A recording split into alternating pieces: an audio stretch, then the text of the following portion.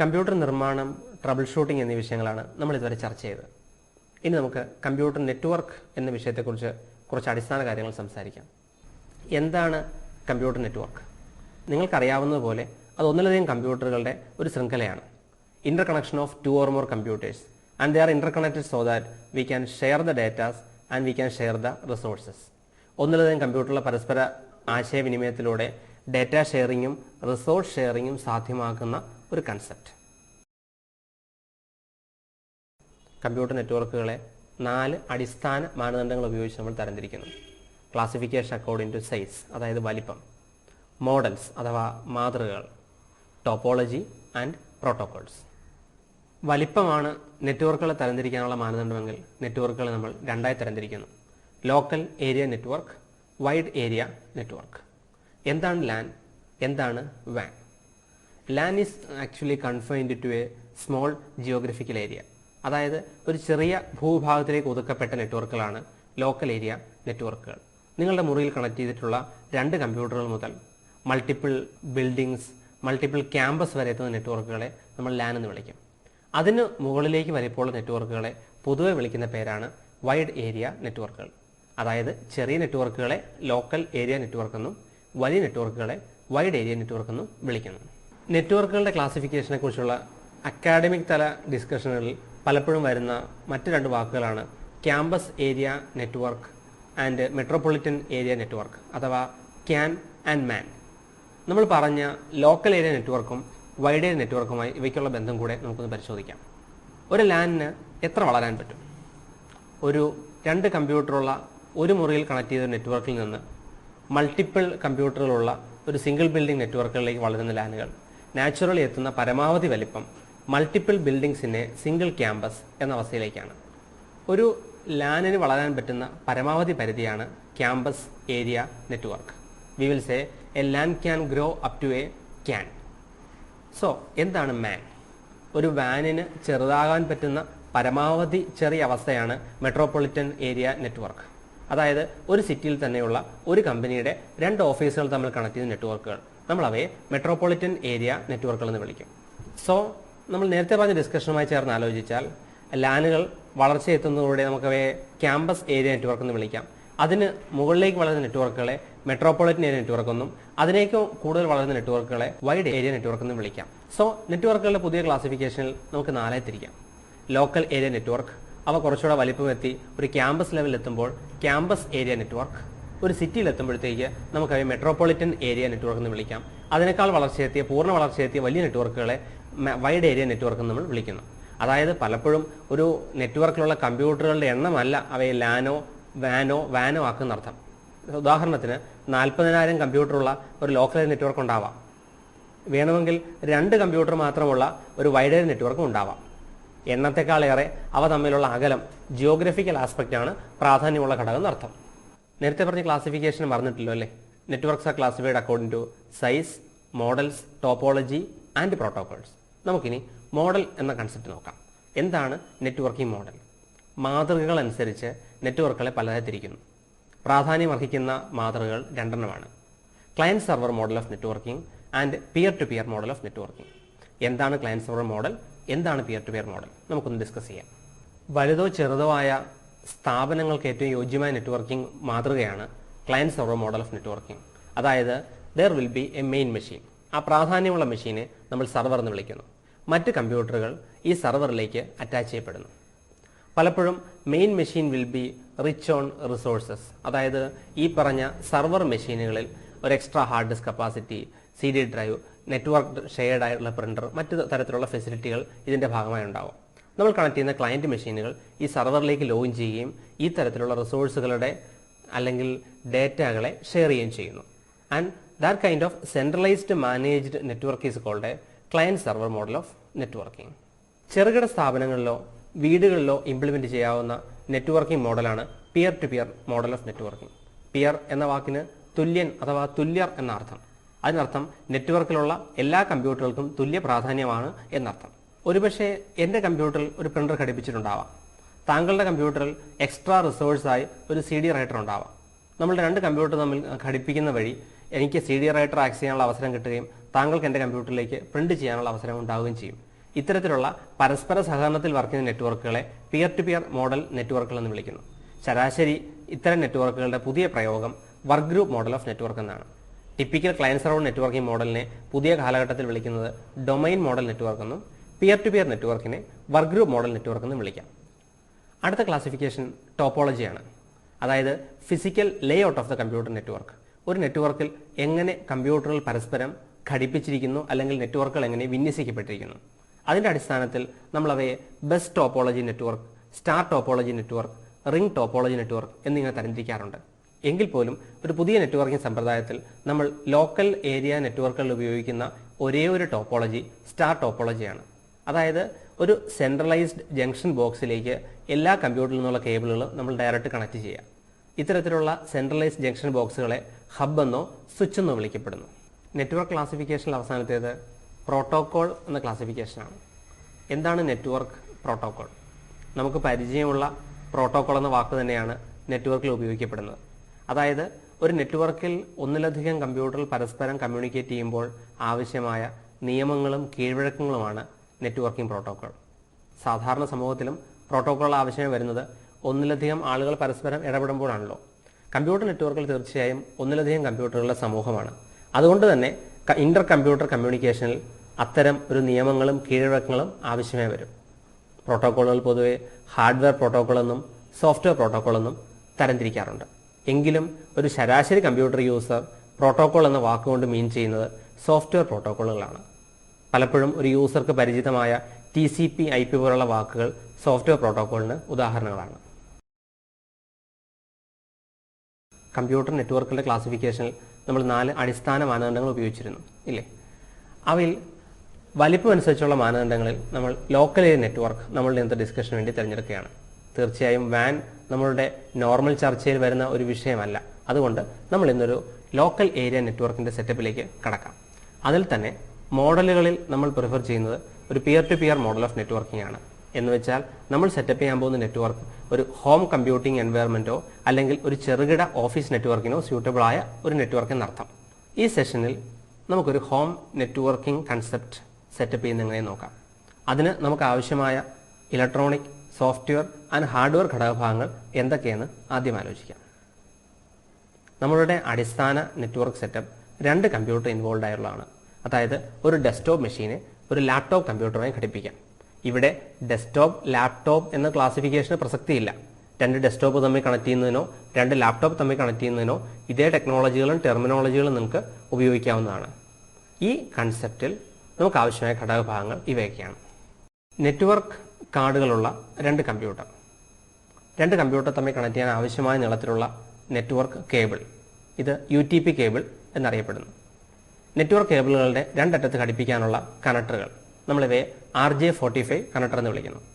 ഈ RJ45 കണക്ടറിനെ network കേബിളിലേക്ക് connect ചെയ്യാൻ ആവശ്യമായ ക്രിമ്പിംഗ് ടൂൾ എന്ന ഉപകരണം. ഇത്രയും കാര്യങ്ങൾ തയ്യാറാണെങ്കിൽ നമുക്ക് നെറ്റ്വർക്ക് കണക്ടിവിറ്റി എന്ന പ്രൊസീജിയറിലേക്ക് നേരിട്ട് കടക്കാം. നേരത്തെ നമ്മൾ ചർച്ച ചെയ്ത സ്റ്റാർ ടോപ്പോളജിയുടെ ഭാഗമായ ഹബ് അഥവാ സ്വിച്ച് എന്ന ഉപകരണത്തെക്കുറിച്ച് തീർച്ചയായും നമ്മളിപ്പോൾ ഇവിടെ പരാമർശിച്ചില്ല. എന്തുകൊണ്ടെന്ന് വെച്ചാൽ 2 കമ്പ്യൂട്ടറുകൾ മാത്രം കണക്ട് ചെയ്യേണ്ട ഒരു സാഹചര്യത്തിൽ നമുക്ക് ഈ ഉപകരണം ഒഴിവാക്കാം. 2ലധികം കമ്പ്യൂട്ടറിൽ പരസ്പരം കണക്ട് ചെയ്യേണ്ടി വരുമ്പോൾ തീർച്ചയായും നമുക്ക് ഒരു സെൻട്രലൈസ് സ്വിച്ചിങ് ഡിവൈസ് അഥവാ ഹബ് അഥവാ സ്വിച്ച് എന്ന ഉപകരണം ആവശ്യമായി വരും. നെറ്റ്വർക്ക് കണക്ടിവിറ്റിക്ക് ആവശ്യമായ ഏറ്റവും പ്രാധാന്യമുള്ള ഉപകരണമാണ് നെറ്റ്വർക്ക് ഇന്റർഫേസ് കാർഡ് അഥവാ നെറ്റ്വർക്ക് കാർഡ്. നെറ്റ്വർക്ക് കാർഡുകൾ നിങ്ങളുടെ മെഷീനിൽ 2 തരത്തിൽ ലഭ്യമാവാം. ഒന്നുകിൽ മദർ ബോർഡിന്റെ ഭാഗമായി വരുന്ന നെറ്റ്വർക്ക് ഇന്റർഫേസ് കണക്ടറുകൾ. 2-3 കൊല്ലം പഴക്കമുള്ള പല മദർ ബോർഡുകളിലും ഇത്തരത്തിലുള്ള ഓൺബോർഡ് ഇന്റർഫേസുകൾ കാണാറില്ല. ഈ സാഹചര്യത്തിൽ നമ്മളൊരു അഡീഷണൽ ആഡ് ഓൺ നെറ്റ്വർക്ക് ഇന്റർഫേസിനെ കുറിച്ച് ആലോചിക്കേണ്ടി വരും. നിങ്ങളുടെ ഒരു വയേർഡ് നെറ്റ്വർക്ക് എൻവയറമെന്റിൽ തീർച്ചയായും ആവശ്യമുള്ള ഏറ്റവും അടിസ്ഥാന ഘടകങ്ങളിലൊന്നാണ് നെറ്റ്വർക്ക് കേബിൾ ശൃംഖല. നെറ്റ്വർക്ക് കേബിൾ സിസ്റ്റങ്ങൾ നോർമലി മാർക്കറ്റിൽ അവൈലബിൾ ആകുന്നത് കാറ്റഗറി 5, കാറ്റഗറി 6 എന്ന 2 സ്റ്റാൻഡേർഡുകളാണ്. നമ്മളുടെ മിക്ക ആവശ്യങ്ങൾക്കും ഇപ്പോഴും കാറ്റഗറി 5 കേബിൾ അനുയോജ്യമാണെങ്കിലും ഭാവിയിലെ 1000 Mbps നെറ്റ്വർക്കുകളുടെ പരിഗണിക്കുമ്പോൾ കാറ്റഗറി 6 കേബിളുകളാണ് നെറ്റ്വർക്ക് ചെയ്യാൻ ഇപ്പോൾ കൂടുതൽ അനുയോജ്യം. നെറ്റ്വർക്ക് കേബിളുകൾ പൊതുവെ UTP കേബിൾ സിസ്റ്റം എന്നറിയപ്പെടുന്നു. അതായത് unshielded twisted pair cable system.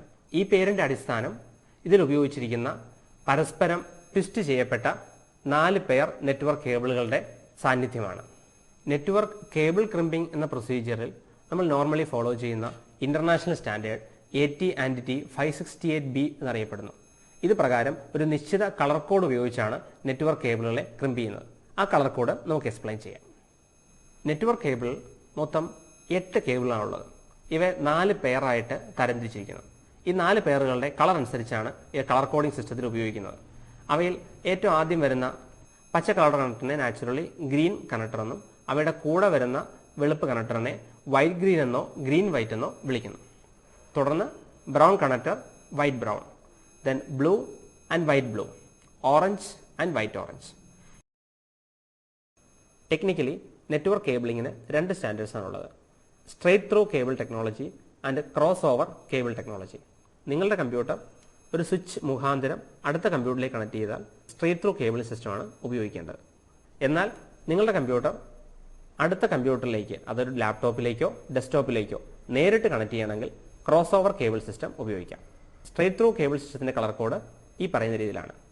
ഒരു സൈഡ് ക്രിമ്പ് ചെയ്യേണ്ട രീതി white orange followed by orange, തുടർന്ന് white green followed by blue, then white blue followed by green, then white brown followed by brown. Other എൻഡിൽ ഇതേ രീതിയിൽ തന്നെ കേബിൾ ക്രിമ്പ് ചെയ്താൽ it is called straight through cable system. അതിന് പകരം cross over cable സിസ്റ്റത്തിൽ ഇവിടുത്തെ പിൻ നമ്പർ 1 അതർ എൻഡിലെ 3ലേക്ക് കണക്ട് ചെയ്യുകയും ഇവിടുത്തെ പിൻ നമ്പർ 3 അതർ എൻഡിലെ 1ലേക്ക് കണക്ട് ചെയ്യുകയും ഇവിടുത്തെ പിൻ നമ്പർ 2 അതർ എൻഡിലെ 6ലേക്ക് കണക്ട് ചെയ്യുകയും ഇവിടുത്തെ പിൻ നമ്പർ 6 അതർ എൻഡിലെ 2ലേക്ക് കണക്ട് ചെയ്യുകയും ചെയ്താൽ അത് ക്രോസ് ഓവർ കേബിൾ സിസ്റ്റമായി. മറ്റ് കേബിളുകളെ കുറിച്ച് നിങ്ങൾ അറിയേണ്ട ആവശ്യമില്ല. ഈ 4 കണക്ടറുകൾ മാത്രം ഉപയോഗിച്ചും നെറ്റ്വർക്ക് ചെയ്യാവുന്നതാണ്. മറ്റ് 4 കണക്ടറുകൾക്ക് നെറ്റ്വർക്കിങ്ങിൽ വലിയ പ്രാധാന്യമൊന്നും ഇല്ല. നമുക്കിനി UTP കേബിളിലേക്ക് നെറ്റ്വർക്ക് ജാക്ക് കണക്ട് ചെയ്യുന്ന പ്രൊസീജിയറിലേക്ക് കടക്കാം. ഈ പ്രൊസീജിയറിന്റെ ടെക്നിക്കൽ ഭാഷയിൽ കേബിൾ ക്രിമ്പിംഗ് എന്ന് പറയും. ഇതിനാവശ്യമായ മെയിൻ ഉപകരണം ക്രിമ്പിംഗ് ടൂൾ എന്ന ഈ ഉപകരണമാണ്. ഈ ഉപകരണത്തിന് 3 ഭാഗങ്ങളാണുള്ളത്: cable cutter, cable stripper and cable crimping side. Cable cutter ആ പേര് സൂചിപ്പിക്കുന്ന പോലെ തന്നെ കേബിൾ കട്ട് ചെയ്യാനാണ് ഉപയോഗിക്കുന്നത്. സ്ട്രൈറ്റായി കട്ട് ചെയ്ത കേബിളിനെ ഒരു വയർ സ്ട്രിപ്പർ പോർഷൻ ഉപയോഗിച്ച് സ്ട്രിപ്പ് ചെയ്യാം. സ്ട്രിപ്പിങ്ങിന്റെ ഭാഗമായി നമുക്ക് കിട്ടുന്നത് 4 പെയറുകളാണ്: orange orange white, green green white, blue blue white, brown brown white എന്നിവ. ആദ്യ ഘട്ടമായി ഈ പെയറുകളെ വേർതിരിക്കുക. അവയിലെ വെളുത്ത കളറുള്ള കേബിളുകളിലെ ലൈറ്റ് ഷെയ്ഡ് കൊണ്ട് നമുക്കത് എന്തിൻ്റെ പെയറെന്ന് തിരിച്ചറിയാൻ പറ്റും. ഇനി നേരത്തെ പറഞ്ഞ കളർ കോഡിൽ കേബിളുകൾ അലൈൻ ചെയ്യാം.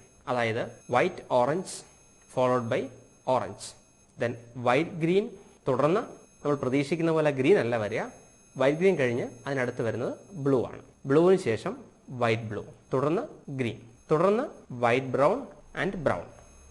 ഈ കേബിളുകൾ ചേർത്ത് പിടിക്കാൻ. ചേർത്ത് പിടിച്ച് ആ ട്വിസ്റ്റിംഗ് സമയത്തുണ്ടായിരുന്ന ആ കേബിളുകളുടെ വളവ് മാറ്റാൻ അത് ഒരേ ലെവലിൽ അലൈൻ ചെയ്യാം.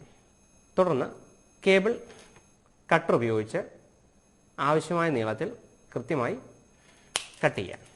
തുടർന്ന് കണക്ടർ, കേബിൾ കണക്ടർ ഡയറക്റ്റായി കണക്ട് ചെയ്യാം. ഈ കേബിൾ കണക്ടറിൻ്റെ ഈ ഭാഗത്താണ് പിൻ നമ്പർ 1. നമ്മൾ ഈ കാണുന്ന ഈ ഒരു ഭാഗത്താണ് pin number 1. Pin number 1 white orange എന്ന കളറിന് അലൈൻഡായി വരുന്ന രീതിയിൽ ഇത് കണക്ട് ചെയ്യാം. പരമാവധി മുകളിലേക്ക് പുഷ് ചെയ്ത് നമുക്ക് ഈ ഒരു ഭാഗത്ത് നിന്ന് നേരിട്ടത് വിസിബിൾ ആകുന്ന ലെവലിലേക്ക് അത് പുഷ് ചെയ്യാം. തുടർന്ന് ക്രിമ്പിംഗ് ടൂളിലെ കേബിൾ ക്രിമ്പിംഗ് പോർഷനിലേക്ക് ഇത് കണക്ട് ചെയ്യാം. ദെൻ ഈ കേബിൾ പരമാവധി പുഷ് ചെയ്ത് പിടിച്ചുകൊണ്ട് ക്രിമ്പിംഗ് എക്യുപ്മെന്റ് മുമ്പോട്ടേക്ക് പ്രസ് ചെയ്യാം. ഈ സൈഡ് ക്രിമ്പ് ചെയ്ത് കഴിഞ്ഞാൽ തുടർന്ന് നമുക്ക് തീരുമാനിക്കാം ഇത് സ്ട്രെയിറ്റ് ഓവർ കേബിളിംഗ് സിസ്റ്റം ആണോ അതോ ക്രോസ് ഓവർ കേബിൾ സിസ്റ്റം ആണോ തീരുമാനിക്കാം. അതനുസരിച്ച് അതർ എൻഡ് ക്രിമ്പ് ചെയ്യാം.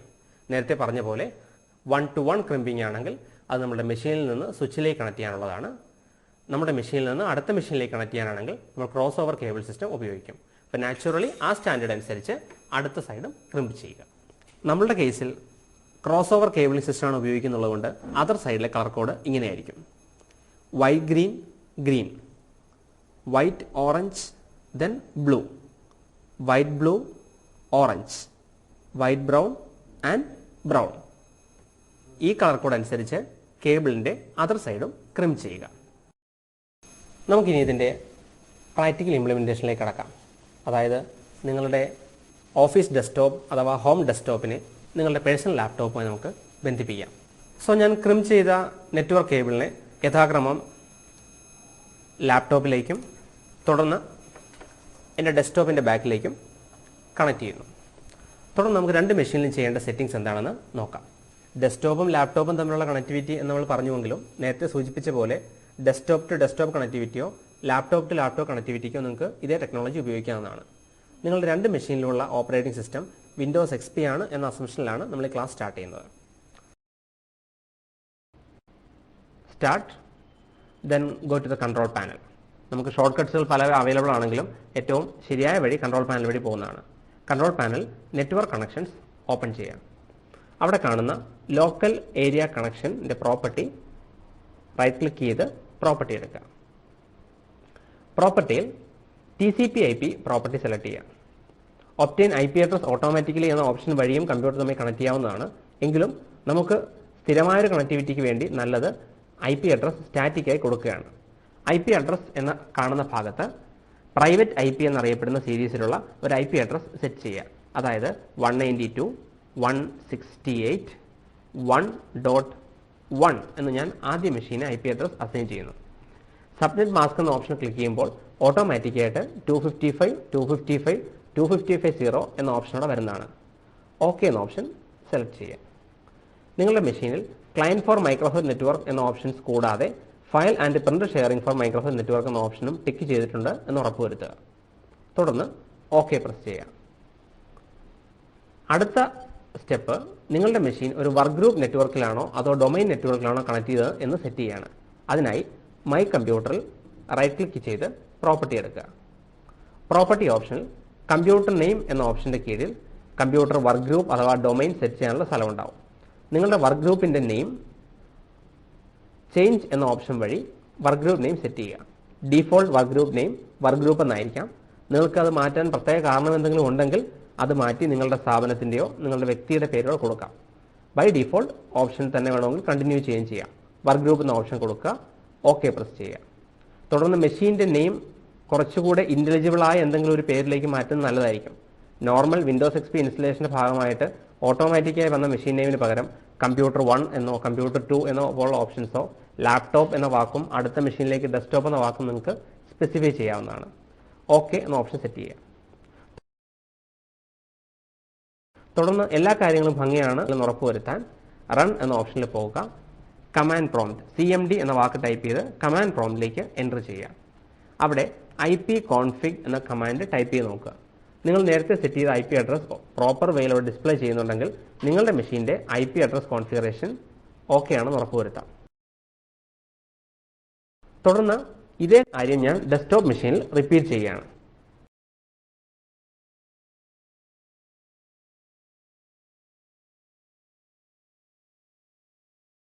ആകെ വരുന്ന വ്യത്യാസങ്ങളിലൊന്ന് IP അഡ്രസ് സെറ്റ് ചെയ്യുമ്പോൾ ഇവിടെ സെറ്റ് ചെയ്ത് അതേ നമ്പർ തന്നെ കൊടുക്കാതിരിക്കാൻ ശ്രദ്ധിക്കുക. രണ്ടാമത്തെ മെഷീനിലെ IP അഡ്രസ് 192.168.1.2 എന്ന IP അഡ്രസ് സെറ്റ് ചെയ്യുക. സബ്നെറ്റ് മാസ്ക് നിങ്ങളിപ്പോൾ കണ്ട പോലെ ഓട്ടോമാറ്റിക്കായിട്ട് 255.255.255.0 എന്ന് സെറ്റ് ചെയ്യുക.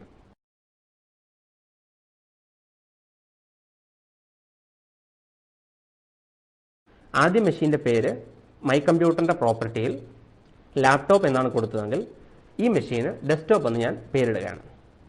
തുടർന്ന് ആ വിൻഡോകൾ ക്ലോസ് ചെയ്യുക.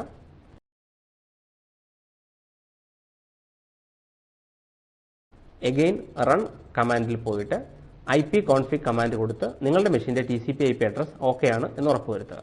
ഇനി Windows file and print sharing service വഴി നിങ്ങളുടെ മെഷീനിലെ CD ഡ്രൈവോ പ്രിന്ററുകളോ ഉൾപ്പെടെയുള്ള വിവരങ്ങളും വിഭവങ്ങളും രണ്ടാമത്തെ കമ്പ്യൂട്ടറിൽ അവൈലബിൾ ആക്കാം. അതിന് പ്രൊഫഷണലായി ചെയ്യാനുള്ള ഏറ്റവും നല്ല കാര്യങ്ങളിലൊന്ന് മൈ കമ്പ്യൂട്ടർ ഓപ്ഷൻ തുറക്കുക. ടൂൾസ് എന്ന ഓപ്ഷനിൽ ഫോൾഡർ ഓപ്ഷൻ സെലക്ട് ചെയ്യുക. വ്യൂ എന്ന ഓപ്ഷനിലെ സ്ക്രോൾ ചെയ്ത് താഴേക്ക് മൂവ് ചെയ്തിട്ട് use simple file and print sharing എന്ന ഓപ്ഷൻ ഡിസേബിൾ ചെയ്യുക. വിൻഡോസ് XPയുടെ ഭാഗമായി വരുന്ന simple file and print sharing പലപ്പോഴും യൂസേഴ്സിനെ കൺഫ്യൂസ് ചെയ്യും എന്നതുകൊണ്ടാണ് നമ്മളത് ഡിസേബിൾ ചെയ്യുന്നത്. തുടർന്ന് നിങ്ങൾക്ക് ഏത് ഡ്രൈവാണോ ഷെയർ ചെയ്യാൻ താല്പര്യമുള്ളത് ആ ഡ്രൈവ് റൈറ്റ് ക്ലിക്ക് ചെയ്യുക. ഷെയറിംഗ് ആൻഡ് സെക്യൂരിറ്റി എന്ന ഓപ്ഷൻ ക്ലിക്ക് ചെയ്യുക. തുടർന്ന് ഷെയർ ദിസ് ഫോൾഡർ എന്ന ഓപ്ഷൻ കൊടുക്കുക. ഷെയർ ദിസ് ഫോൾഡർ എന്നതിൽ അർത്ഥമുള്ളൊരു വാക്ക് ആ ഡ്രൈവ് ഷെയർ ആയിട്ട് കൊടുക്കുക. ലൈക്ക് CD ഡ്രൈവാണ് ഷെയർ ചെയ്തെങ്കിൽ CD ROM എന്നോ അഥവാ DVD ROM എന്നോ പേരുകൾ കൊടുത്താൽ അത് കൂടുതൽ തിരിച്ചറിയാൻ സഹായകമാവും. തുടർന്ന് ഓക്കെ പ്രസ് ചെയ്യുക. ഷെയറിങ്ങിൻ്റെ ഭാഗമായിട്ട് ആ റിസോഴ്സിൻ്റെ അടിയിൽ ഒരു ചെറിയ കൈയുടെ സിമ്പൽ തെളിഞ്ഞു വരും. അതിനർത്ഥം ആ റിസോഴ്സ് ഷെയർഡ് ആയെന്നർത്ഥം. ഈ ഷെയറിംഗ് വർക്ക് ചെയ്തോ എന്നറിയാൻ അടുത്ത മെഷീനിലേക്ക് മൂവ് ചെയ്യാം. ഡെസ്ക്ടോപ്പിലെ നെറ്റ്വർക്ക് പ്ലേസസ് എന്ന ഓപ്ഷൻ ക്ലിക്ക് ചെയ്യാം. നിങ്ങളുടെ രണ്ടാമത്തെ കമ്പ്യൂട്ടറിൻ്റെ ഐക്കൺ അവിടെ വിസിബിൾ ആയിരിക്കും. ആ കമ്പ്യൂട്ടർ തുറന്നു കഴിഞ്ഞാൽ ഓട്ടോമാറ്റിക്കായിട്ട് നിങ്ങൾ നേരത്തെ ഷെയർ ചെയ്ത ഷെയർ നെയിം അവിടെ വിസിബിൾ ആകുന്നുണ്ടെങ്കിൽ നിങ്ങളുടെ കണക്ടിവിറ്റി ഓക്കെ എന്നർത്ഥം. അപ്പോൾ ദാറ്റ് മീൻസ് ഒരു അടിസ്ഥാന നെറ്റ്വർക്കിംഗ് എസ്റ്റാബ്ലിഷ്മെന്റ് നമ്മൾ ചെയ്ത് കഴിഞ്ഞു. ക്രോസ് ഓവർ കേബിൾ സിസ്റ്റം ഉപയോഗിച്ച് ഒരു ഡെസ്ക്ടോപ്പും ലാപ്ടോപ്പും കണക്ട് ചെയ്യുന്ന പ്രൊസീജിയറാണ് നമ്മളിപ്പോൾ കണ്ടത്. നിങ്ങളുടെ കയ്യിൽ രണ്ടിലധികം കമ്പ്യൂട്ടർ ഉണ്ടെങ്കിൽ നേരത്തെ സൂചിപ്പിച്ച പോലെ നമുക്കൊരു സ്വിച്ചിങ് എക്യുപ്മെൻറ്റ് ആവശ്യമായി വരും. സോ ക്രോസ് ഓവർ കേബിളിന് പകരം സ്ട്രെയിറ്റ് ത്രൂ കേബിളിംഗ് ടെക്നോളജി ഉപയോഗിക്കുക. സ്ട്രെയിറ്റ് ത്രൂ കേബിൾ സിസ്റ്റത്തിൻ്റെ കളർ കോഡ് ഈ പറയുന്ന രീതിയിലാണ്. ഒരു സൈഡ് ക്രിമ്പ് ചെയ്യേണ്ട രീതി white orange followed by orange, തുടർന്ന് white green followed by blue, then white blue followed by green, then white brown followed by brown. Other എൻഡിൽ ഇതേ രീതിയിൽ തന്നെ കേബിൾ ക്രിംപ് ചെയ്താൽ it is called straight through cable system. ഈ colour code അനുസരിച്ച് കേബിളിൻ്റെ രണ്ട് സൈഡും ക്രിംപ് ചെയ്യുക. എല്ലാ കേബിളുകളും ഡയറക്റ്റ് ആയിട്ട് സ്വിച്ചിലേക്ക് കണക്ട് ചെയ്യാം. നമുക്കിനി ഇതിൻ്റെ IP അഡ്രസ് സെറ്റപ്പ് ചെയ്യുന്ന എങ്ങനെ നോക്കാം.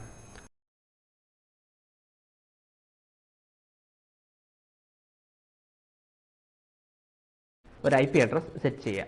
അതായത് 192.168.1.1 എന്ന് ഞാൻ ആദ്യ മെഷീന് IP അഡ്രസ് അസൈൻ ചെയ്യുന്നു.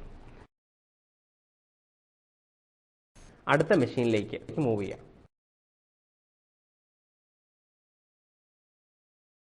IP അഡ്രസ് എന്ന കാണുന്ന ഭാഗത്ത് ഒരു IP അഡ്രസ് സെറ്റ് ചെയ്യുക.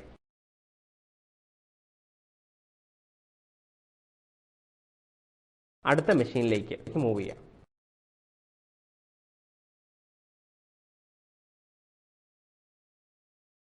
ഒരു IP അഡ്രസ് സെറ്റ് ചെയ്യുക.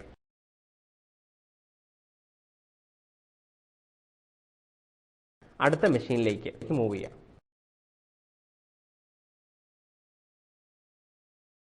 IP അഡ്രസ് സെറ്റ് ചെയ്യുക.